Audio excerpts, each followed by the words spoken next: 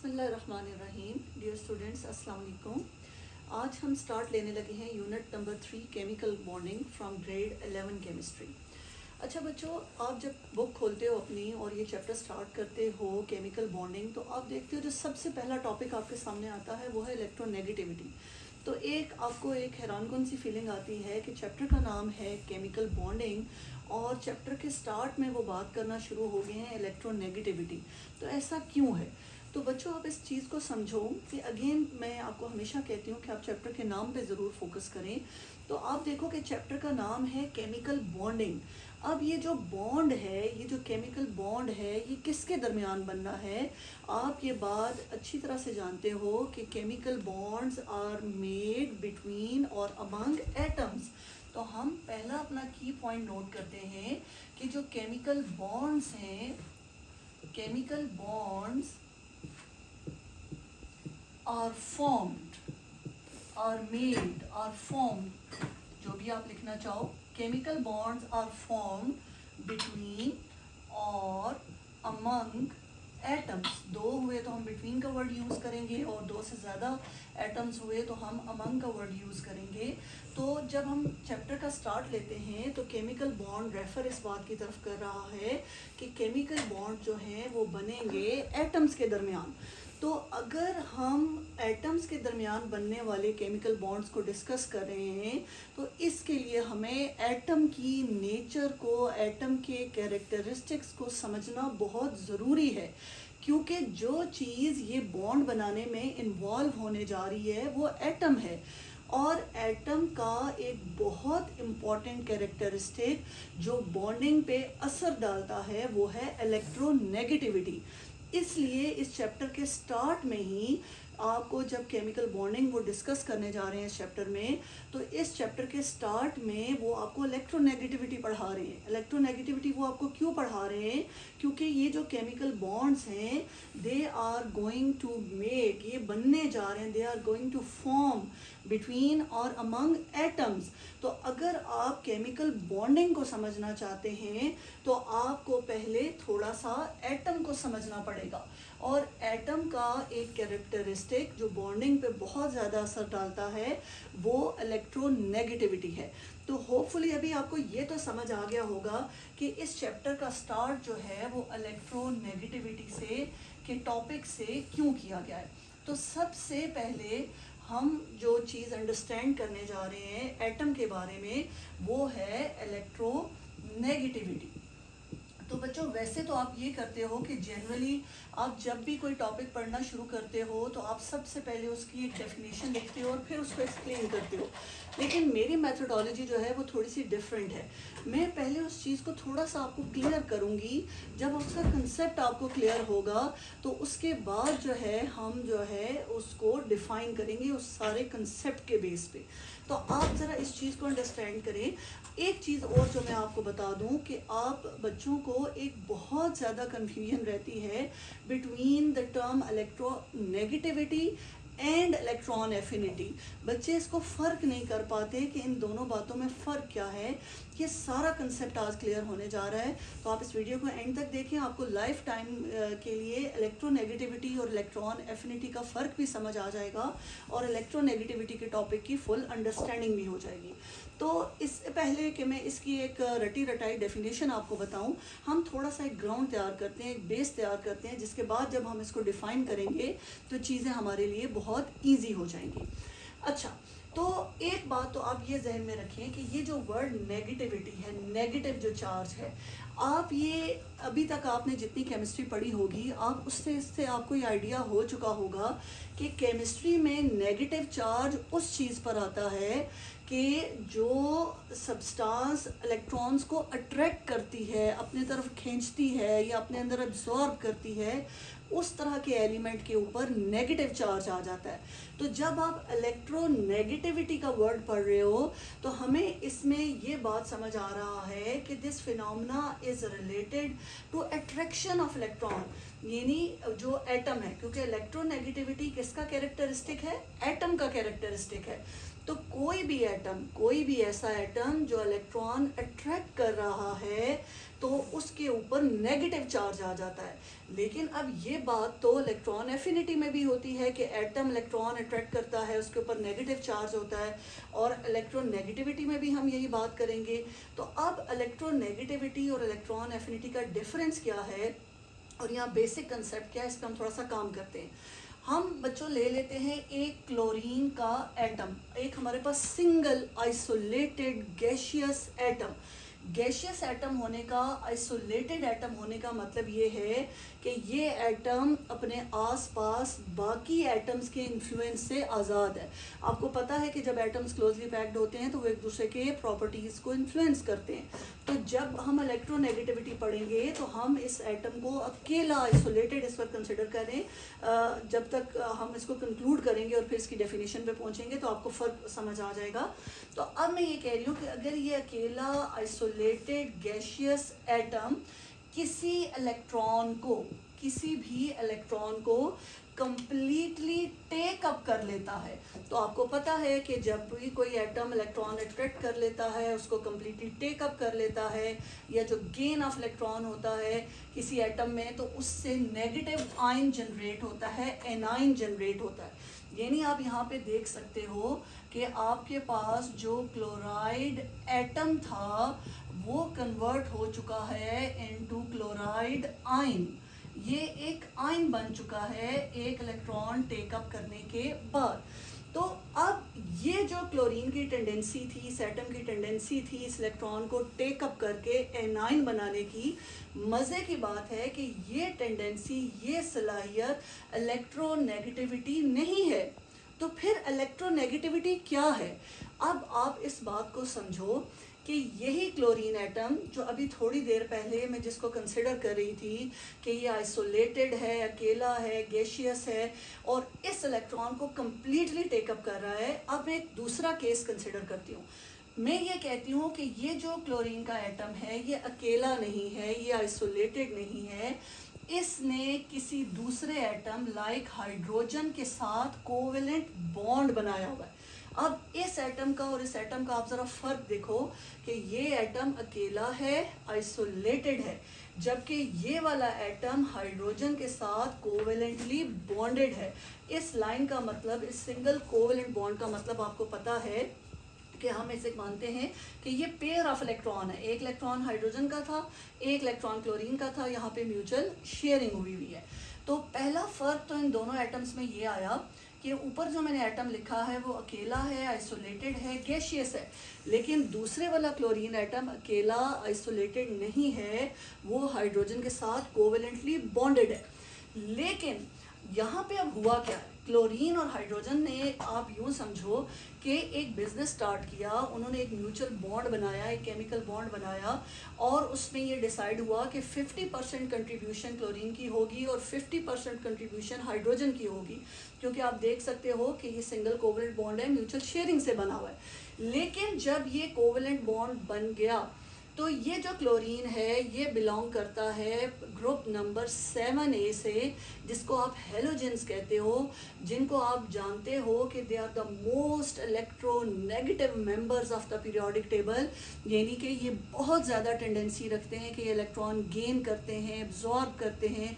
और हमें पता है कि हेलोजेंस जो हैं वो फ्लोरीन, क्लोरीन, आयोडीन वगैरह ये सब नॉन मेटल्स हैं, और नॉन मेटल्स तो वैसे भी इलेक्ट्रॉन्स टेकअप करना बहुत पसंद करते हैं। तो अब इस क्लोरीन की जो नेचर थी वो नेचर थी इलेक्ट्रॉन छीनने वाली, लेकिन इसने क्या किया कि हाइड्रोजन के साथ म्यूचुअल शेयरिंग की। उसे इलेक्ट्रॉन छीनने की बजाय यहाँ पे उसने कहा कि हाइड्रोजन एक इलेक्ट्रॉन आप लाओ, आपके जो आउटर मोस्ट शेल है उसमें एक इलेक्ट्रॉन है, मेरे आउटर मोस्ट शेल में 7 इलेक्ट्रॉन है, हम म्यूचुअल शेयरिंग करते हैं, तुम्हारा डुप्लेट पूरा हो जाएगा और मेरा ऑक्टेट पूरा हो जाएगा। लेकिन once this bond is made, अब होना तो ये चाहिए कि इस शेयर्ड पेयर ऑफ इलेक्ट्रॉन, गौर से सुने मेरी बात, ये सिंगल इलेक्ट्रॉन था, जबकि यहाँ पे ये जो लाइन है ये इंडिकेट कर रही है शेयर्ड पेयर ऑफ इलेक्ट्रॉन को। तो क्लोरीन ने क्या किया? म्यूचुअल शेयरिंग की। म्यूचुअल शेयरिंग करने के बाद अब होना तो ये चाहिए था कि इस शेयर्ड पेयर ऑफ इलेक्ट्रॉन पे 50% क्लोरीन का हक होता, 50% हाइड्रोजन का हक होता। लेकिन क्लोरीन ने अपनी पावर यूज़ करते हुए, अपनी नेचर की वजह से, कि इसकी नेचर थी कि दूसरों से इलेक्ट्रॉन छीनता है, उसने इस शेयर्ड पेयर ऑफ इलेक्ट्रॉन, बच्चों इस पर गौर करो, ये सिंगल इलेक्ट्रॉन है और ये क्या है, शेयर्ड पेयर ऑफ इलेक्ट्रॉन, ऐसा पेयर ऑफ इलेक्ट्रॉन जो इन दोनों के दरमियान क्या हुआ हुआ है, शेयर हुआ हुआ है। तो इस क्लोरीन ने अपनी नेचर की वजह से इस शेयर्ड पेयर ऑफ इलेक्ट्रॉन को स्लाइटली अपनी तरफ क्या किया है, खींचा हुआ है, इसने इसको अपनी तरफ ड्रैग किया हुआ है, थोड़ा सा इस तरफ, यानी कि वो आप यूं समझ लो कि ये क्लोरीन कह रहा है कि इस शेयर्ड पेयर ऑफ इलेक्ट्रॉन पे 70% होल्ड मेरा है और 30% तुम्हारा है। तो उस वजह से क्या हुआ, इस क्लोरीन की इस शेयर्ड पेयर ऑफ इलेक्ट्रॉन को खींचने की टेंडेंसी की वजह से इसके ऊपर पार्शियल नेगेटिव चार्ज आया। पार्शियल का मतलब होता है पार्टली, पार्ट, पार्शियल का वर्ड पार्ट से निकला हुआ है, मतलब कि ये क्लोराइड कंप्लीट नेगेटिव नहीं है, क्योंकि इसने कोई मुकम्मल दोनों इलेक्ट्रॉन्स इस हाइड्रोजन से मतलब पेयर बनाने के बाद छीने नहीं है। इसने पहले म्यूचुअल शेयरिंग की, म्यूचुअल शेयरिंग करने के बाद इस शेयर्ड पेयर को स्लाइटली अपनी तरफ खींचा है। तो हम इसे कंप्लीट नेगेटिव नहीं बोलेंगे, हम इसे बोलेंगे ये पार्शियल नेगेटिव है। और हाइड्रोजन से ये shared pair of electron completely गया नहीं है, समहाउ किसी एक्सटेंट तक गया है। तो अगर तो कंप्लीटली ये शेयर्ड पेयर ऑफ इलेक्ट्रॉन्स के पास चला जाए तो हाइड्रोजन कंप्लीट पॉजिटिव हो जाए, लेकिन अभी क्योंकि ये बॉन्ड अपनी जगह पे मौजूद है, ये टूटा नहीं है, वो क्लोरीन ये दोनों इलेक्ट्रॉन लेकर यहाँ से फरार नहीं हुआ, तो इस वजह से हाइड्रोजन अभी कंप्लीट पॉजिटिव नहीं है, हाइड्रोजन भी अभी क्या है, पार्शियल पॉजिटिव है। तो अब यहाँ जो बहुत मज़े की बात समझने वाली है कि इस वक्त ये वाला क्लोरीन जिसने इस शेयर्ड पेयर ऑफ इलेक्ट्रॉन को अपनी तरफ खींचा हुआ है, और करें बच्चों मैं क्या बात कह रही हूँ कि इस क्लोरीन ने किसको खींचा हुआ है अपनी तरफ, इसने खींचा हुआ है शेयर्ड पेयर ऑफ इलेक्ट्रॉन को अपनी तरफ। तो इस टेंडेंसी को, tendency of a covalently bonded atom, आप देखो यहाँ क्लोरीन आइसोलेटेड अकेला नहीं है, यहाँ क्लोरीन क्या है, कोवेलेंटली बॉन्डेड है। तो किसी कोवेलेंटली बॉन्डेड एटम की टेंडेंसी, यानी वो एटम क्या करे, पहले किसी के साथ क्या कर ले, कोवेलेंट बॉन्ड बना ले, बॉन्ड बनाने के बाद वो एक इलेक्ट्रॉन को नहीं, शेयर्ड पेयर ऑफ इलेक्ट्रॉन को अपनी तरफ थोड़ा सा खींच ले, तो इस टेंडेंसी को हम कहते हैं, वी कॉल इट इलेक्ट्रोनेगेटिविटी। हम कहेंगे कि ये जो हमारे पास क्लोरीन है यहाँ पे, ये इलेक्ट्रोनेगेटिव है। हम इसको इलेक्ट्रोनेगेटिव क्यों कह रहे हैं, हम इसको इलेक्ट्रोनेगेटिव इसलिए कह रहे हैं क्योंकि ये क्लोरीन, पहली शर्त, इलेक्ट्रोनेगेटिव एटम वो वाला होगा, वो वाली टेंडेंसी होगी जब वो एटम पहले किसी के साथ कोवेलेंट बॉन्ड बनाए। कोवेलेंट बॉन्ड आप ये देख सकते हो कि ये क्लोरीन कोवेलेंटली बॉन्डेड है। तो पहली शर्त इलेक्ट्रोनेगेटिविटी के फिनोमेना को डिस्क्राइब करने के लिए क्या है कि that atom should be covalently bonded to some other atom. पहले वो म्यूचुअल शेयरिंग करे, म्यूचुअल शेयरिंग करने के बाद वो उस शेयर्ड पेयर ऑफ इलेक्ट्रॉन को स्लाइटली अपनी तरफ खींच ले, तो इस टेंडेंसी को हम कहते हैं इलेक्ट्रोनेगेटिविटी। इस वक्त ये क्लोरीन क्या है, इलेक्ट्रोनेगेटिव है। तो आप सोच रहे होंगे, तो इस वक्त ये जो क्लोरीन ने, अकेले इलेक्ट्रॉन को कंप्लीटली एब्जॉर्ब कर लिया है, पार्शियली नहीं, कंप्लीटली एब्जॉर्ब कर लिया है। तो इस टेंडेंसी को हम क्या कहेंगे, तो मेरे बच्चों याद रखो कि इस वक्त क्लोरीन की इस इलेक्ट्रॉन को कंप्लीटली टेकअप करके एनाइन में कन्वर्ट होने की टेंडेंसी को हम बोलेंगे इलेक्ट्रॉन एफिनिटी। ये कहलाएगी हमारे पास क्या, इलेक्ट्रॉन एफिनिटी। तो इन दोनों फर्क को आप अपने जहन में अच्छी तरह से क्लियर कर लो कि जब भी कोई आइसोलेटेड अकेला गैशियस एटम किसी इलेक्ट्रॉन को कंप्लीटली टेकअप कर ले, पार्शियली नहीं, कंप्लीटली। आप देखो यहाँ पार्शियल नेगेटिव चार्ज नहीं आया, यहाँ कंप्लीट नेगेटिव चार्ज आया है। इस एटम ने इस इलेक्ट्रॉन को कंप्लीटली एब्जॉर्ब कर लिया है। तो इस वक्त इस एटम की इस प्रॉपर्टी या टेंडेंसी को हम इलेक्ट्रॉन एफिनिटी की कैटेगरी में डालेंगे। लेकिन अगर वही एटम पहले किसी के साथ कोवेलेंट बॉन्ड बनाए, म्यूचुअल शेयरिंग करे, और उस म्यूचुअल शेयरिंग करने के बाद बेईमानी करे और क्या करे कि उस शेयर्ड पेयर ऑफ इलेक्ट्रॉन को अपनी पावर की वजह से, अपनी नेचर की वजह से स्लाइटली अपनी तरफ खींच ले, तो और पार्शियल नेगेटिव चार्ज उस पर आ जाए, तो इस फिनोमेना को हम क्या कहते हैं, वी कॉल इट इलेक्ट्रोनेगेटिविटी। तो होपफुली अब लाइफ टाइम के लिए आप कभी भी इलेक्ट्रॉन एफिनिटी और इलेक्ट्रोनेगेटिविटी में कंफ्यूज नहीं होंगे। यहाँ तक बात करने के बाद अब जब मैं इलेक्ट्रोनेगेटिविटी को डिफ़ाइन करूँगी तो आपके लिए चीज़ें बहुत ही आसान हो जाएंगी। तो हम इलेक्ट्रोनेगेटिविटी को डिफ़ाइन करेंगे ऐसे, द टेंडेंसी, द सलाहियत, the tendency of covalently bonded atom. पहली शर्त यहाँ पे क्या लग गई कि आप जिसके लिए भी ये चीज़ डिस्कस करें, that atom should be covalently bonded. The tendency of covalently bonded atom to do what, इस पे बात करते हैं, टू अट्रैक्ट। अब किस चीज़ को उसने अट्रैक्ट करना है, to attract shared pair of electron. ये अकेले इलेक्ट्रॉन को अट्रैक्ट नहीं कर रहा, ये अट्रैक्ट कर रहा है शेयर्ड पेयर ऑफ इलेक्ट्रॉन्स। किधर, टूवर्ड्स इटसेल्फ। पहले किसी के साथ म्यूचुअल शेयरिंग करें, शेयरिंग करने के बाद, शेयरिंग करते हुए तो 50-50% कंट्रीब्यूशन हो, लेकिन once the sharing is done तो उसके बाद वो जो पेयर बन जाए उसको अपनी नेचर, नेगेटिव नेचर की वजह से अपनी तरफ खींचने की वजह से वो क्या कहलाएगा, इलेक्ट्रोनेगेटिव कहलाएगा।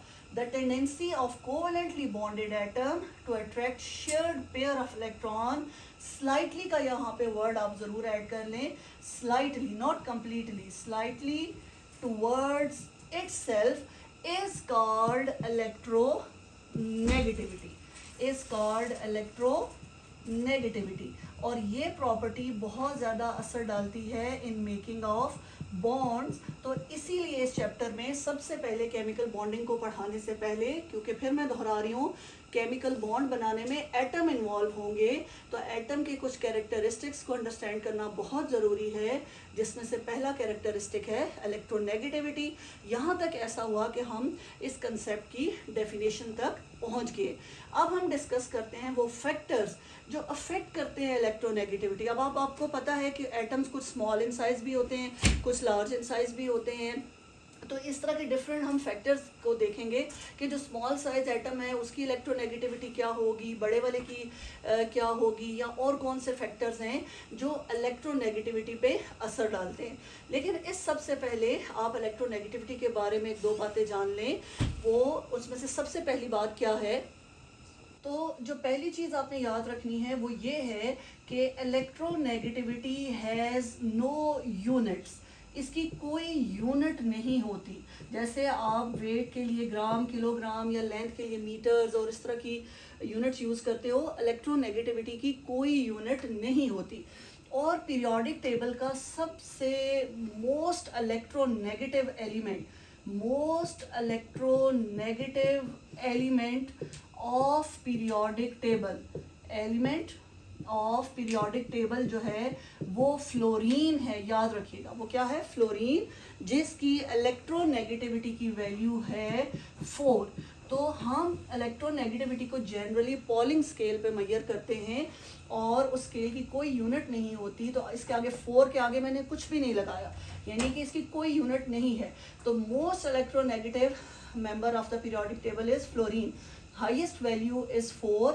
इसके अलावा जितने भी आपको पीरियोडिक टेबल में मेंबर्स नज़र आते हैं उनकी इलेक्ट्रोनेगेटिविटी, उनकी शेयर्ड पेयर ऑफ इलेक्ट्रॉन को खींचने की टेंडेंसी जो फ्लोरीन है उससे कम ही होती है। तो इसके बाद हम डिस्कस करेंगे फैक्टर्स अफेक्टिंग इलेक्ट्रोनेगेटिविटी, वो फैक्टर्स जो असर डालते हैं किसके ऊपर, इलेक्ट्रोनेगेटिविटी की वैल्यूज़ पे। अभी मैं सिर्फ उन फैक्टर्स की लिस्ट बना रही हूँ, नेक्स्ट वीडियो में हम इन फैक्टर्स को डिटेल में एलोबरेट करेंगे, एक्सप्लेन करेंगे, इंशाल्लाह ताला आपका सारा कंसेप्ट क्लियर हो जाएगा। तो सबसे पहला फैक्टर जो इलेक्ट्रोनेगेटिविटी पे बहुत ज़्यादा असर डालता है वो हमारे पास है साइज़ ऑफ एटम, कि एटम का साइज़ बड़ा हो तो इलेक्ट्रोनेगेटिविटी पे क्या असर पड़ेगा एंड वाइस वर्सा। ये सारी चीज़ें हम नेक्स्ट लेक्चर में डिस्कस करेंगे। इसी तरह से सेकंड फैक्टर जो इलेक्ट्रोनेगेटिविटी को बहुत असर डालता है दैट इज़ न्यूक्लियर चार्ज, यानी वो जो एटम है उसके न्यूक्लियस पे चार्ज क्या है। और जो तीसरा फैक्टर है वो हमारे पास है स्क्रीनिंग बाय इनर इलेक्ट्रॉन्स, या जिसको आप शील्डिंग इफेक्ट का नाम भी देते हो, स्क्रीनिंग बाय इनर इलेक्ट्रॉन्स, या इन अदर वर्ड्स आप जिसे कहते हो शील्डिंग इफेक्ट। तो ये तीनों फैक्टर्स, इनको अगर आप समझना चाहते हो तो इसके लिए आपको हमारी नेक्स्ट वीडियो देखनी पड़ेगी। इंशाल्लाह ताला हम इन सारे फैक्टर्स को बहुत ज़्यादा डिटेल्स में उसमें एक्सप्लेन करेंगे। होपफुली कि इसके बाद आप कभी भी इलेक्ट्रोनेगेटिविटी और इलेक्ट्रॉन एफिनिटी में कंफ्यूज नहीं होंगे। इस से रिलेटेड जिस तरह के क्वेश्चंस वगैरह पेपर में आ सकते हैं वो सब भी हम इंशाल्लाह नेक्स्ट वीडियो में डिस्कस करेंगे। तो आप हमारे चैनल को सब्सक्राइब कर लें, बेल आइकन प्रेस कर दें ताकि जैसे न्यू वीडियोस अपलोड हों तो आपको उसका नोटिफिकेशन मिल जाए। थैंक यू, अल्लाह हाफिज़।